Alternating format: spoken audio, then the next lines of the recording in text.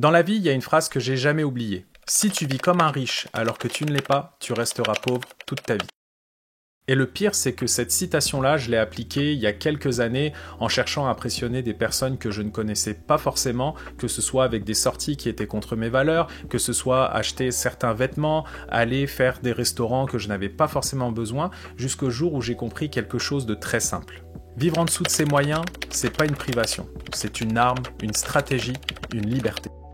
Donc dans cette vidéo, je vais te montrer 5 raisons pour lesquelles tu dois vivre en dessous de tes moyens et je vais te le dire tout de suite, c'est pas une question de privation, c'est plus une question de liberté sur le long terme, que ce soit mentale ou financière. Donc si tu ne me connais pas, je m'appelle Anthony, je suis le musicien investisseur, n'hésite pas à t'abonner à ma chaîne YouTube, j'ai plein de vidéos sur le sujet des finances personnelles. La vraie richesse, c'est ce que tu gardes. Les 3/4 des gens confondent gagner plus avec être plus riche, alors que c'est pas du tout le cas. Sache que si tu as un salaire à 6 chiffres mais que tu ne sais pas gérer ton argent, tu vas facilement t'endetter, dépenser dans des choses qui te sont vraiment pas vraiment très importantes. Sache que tu auras sûrement une classe sociale que tu vas devoir gérer avec les gens qui t'entourent. Par exemple, quand tu auras un gros salaire, ça te prendra la grosse maison, mais si tu as un gros travail, ça te prendra des vêtements qui vont te coûter cher, la voiture luxueuse parce que il faut assumer ton certain statut social. Alors que des personnes qui arrivent à gérer leur argent et qui dépensent beaucoup moins et qui ont un salaire relativement dans la moyenne et qui savent donc gérer cet argent-là vont être beaucoup plus riches que les personnes qui vont dépenser à tout va, même avec un gros salaire. Je peux te donner l'exemple tout simple. En fait, il y a des personnes qui gagnent forcément plus de 100 000 $ que je connais qui ont du mal à gérer leur argent, alors que moi j'ai un salaire de conseiller en communication et j'ai pas un gros salaire dans le secteur public. Et pourtant, j'ai réussi avec des mois d'épargner entre 30, 40 et 50% de mon salaire parce que j'allais pas dépenser dans des choses vraiment futiles. Mais pourtant, ce que je vais faire, c'est que je vais augmenter mes revenus. Par exemple, en étant musicien, j'ai beaucoup de contrats. Par exemple, l'année dernière, j'ai pu épargner quasiment 70% de mon salaire parce que j'avais beaucoup de contrats de musique l'été et je me suis dit autant en profiter pour placer cet argent là plutôt qu'aller le dépenser alors que je n'avais pas forcément besoin de certaines choses dans ma vie.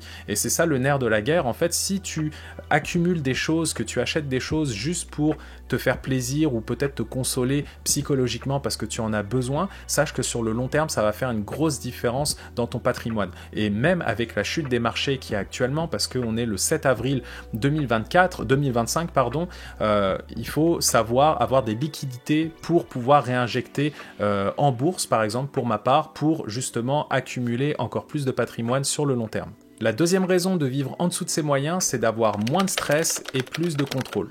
En gros, si tu dépends de ton chèque de paye pour survivre, c'est là que le bas blesse. Et sache qu'il y a beaucoup de personnes qui sont dans cette situation de vivre au jour le jour et malheureusement, il y a des personnes qui gagnent pas assez d'argent et c'est là que tu vas devoir revoir tes dépenses. Mais ça prend quand même un matelas de sécurité pour pallier à toute situation. Par exemple, si tu perds ton travail, si tu as un bris chez toi, par exemple, nous on a le chauffe-eau à changer, et j'ai les fonds de côté pour pouvoir payer cette dépense-là.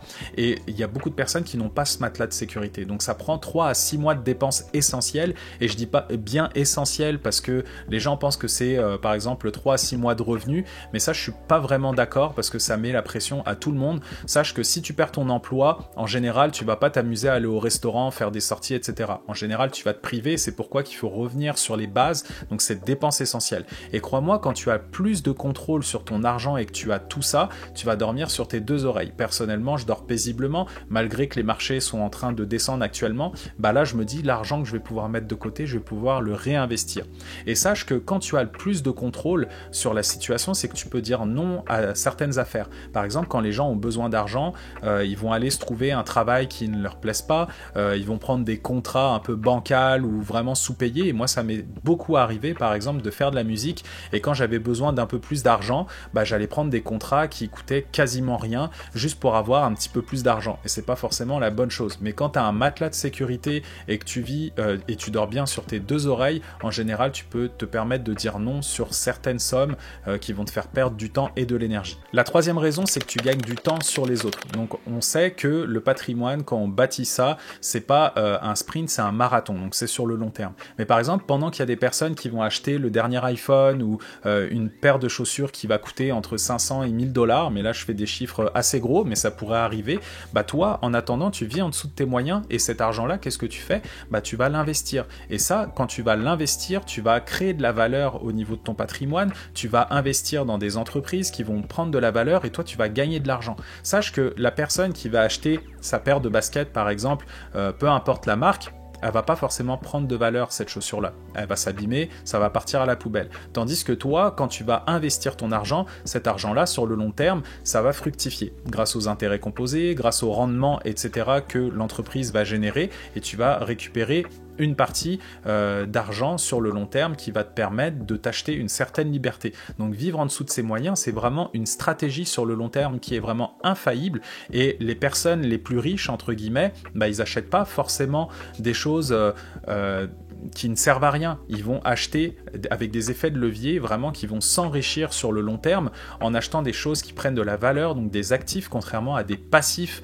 Par exemple, acheter une voiture neuve à crédit qui vaut peut-être 50 à 100 000 $, alors que toi, tu pourrais peut-être te permettre, même avec un salaire élevé, de t'acheter une voiture beaucoup moins chère et la différence, tu vas pouvoir l'investir pour faire fructifier ton patrimoine. La quatrième raison, c'est que tu peux dire oui à ce qui compte vraiment.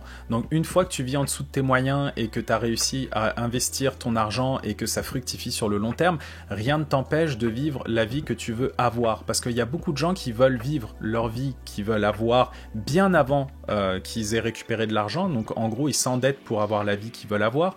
Mais toi, si tu es stratégique dans ton plan, si tu es patient, en général, bah, si tu veux faire un changement de carrière, bah, si tu as de l'argent investi et que tu as un coussin de sécurité, que tu vis en dessous de tes moyens, rien ne t'empêche de faire ça. Si tu veux partir en sabbatique, par exemple, pendant 1 an, histoire de te décompresser et de te dire bah là c'est le moment que je dois faire ce voyage là parce qu'après j'aurai peut-être des grosses responsabilités, bah rien ne t'empêche de le faire parce que tu auras de l'argent de côté et que tu vis en dessous de tes moyens. Sache que si tu vis tout le temps à la gorge en achetant des choses à crédit avec des taux d'intérêt, etc., par exemple ça peut être financer une voiture, ça peut être financer une propriété dont tu n'as pas forcément les moyens, par exemple qui coûte beaucoup trop cher parce que tu te disais que tu avais les moyens, mais finalement avec les phantom costs comme on dit, donc les coûts fantômes, que ce soit les taux d'intérêt, que ce soit l'entretien, que ce soit les taxes, etc., bah, ça coûte vraiment cher.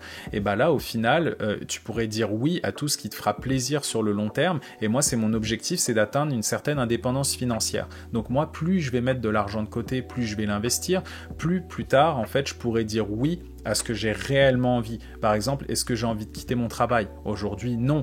Mais sait-on jamais, dans 20 ans, on ne sait pas ce qui peut se passer. Est-ce que mon emploi va être remplacé par une intelligence artificielle? Sache que si tu vis en dessous de tes moyens et que tu as épargné de l'argent, ça va grandement t'aider pour peut-être te réorienter dans ta carrière au cas où il se passe quoi que ce soit dans le futur.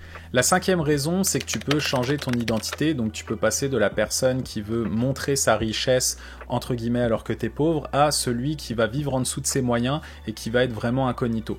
Donc sache que pour moi c'est une fierté et il y a des personnes qui sont pas forcément d'accord avec moi, bah, de vivre en dessous de ses moyens et vraiment de l'afficher, de le montrer, entre guillemets, de dire que moi je préfère mettre ma priorité à des places qui me sont importantes dans le futur. Donc par exemple assurer des soins de santé, assurer l'avenir financier de mon enfant, mon avenir financier à moi aussi, d'être libre financièrement et d'avoir des actifs en fait que je vais construire sur le long terme. Et je trouve ça beaucoup plus intéressant que d'afficher sa richesse aux yeux du monde ou attirer la malveillance de certaines personnes envers toi si tu as toujours des choses, une nouvelle montre, une nouvelle voiture, etc., et que tu te la pètes en fait sur la rue. Bah, je trouve que ça pourrait te causer des torts, alors que si tu es incognito dans la rue et personne fait attention à toi, moi personnellement c'est vraiment ma vision des choses. En plus de ça, c'est que si ton style de vie te convient, quand tu auras beaucoup plus d'argent, tu auras tendance à ne pas le dépenser comme à la base. Et sache que tu vas pouvoir te gâter encore plus quand tu vas avoir de l'argent, donc pourquoi dépenser tout de suite quand tu pourras avoir mieux demain? Et c'est ça vraiment la devise de vivre en dessous de ses moyens, c'est de se priver entre guillemets stratégiquement aujourd'hui pour pouvoir avoir un effet de levier plus tard et pouvoir profiter, parce que ça fera beaucoup moins mal de prendre une année sabbatique en vivant en dessous de ses moyens dans quelques années plutôt qu'aller s'endetter et devoir rembourser à crédit un voyage que tu n'auras même pas vraiment apprécié parce que tu auras dépensé et que tu vas te dire comment je vais faire pour rembourser ce voyage là. Bah sache, pour moi c'est ma devise de faire attention à mon argent et je t'invite à faire de même. Donc en fait, si tu es prêt à vivre en dessous de tes moyens, non pas par peur mais par intelligence, sache que tu as fait 90% du travail. Donc n'hésite pas à me dire en commentaire si tu as apprécié cette vidéo, mets-moi un like, abonne-toi et je te souhaite à très bientôt pour une prochaine vidéo.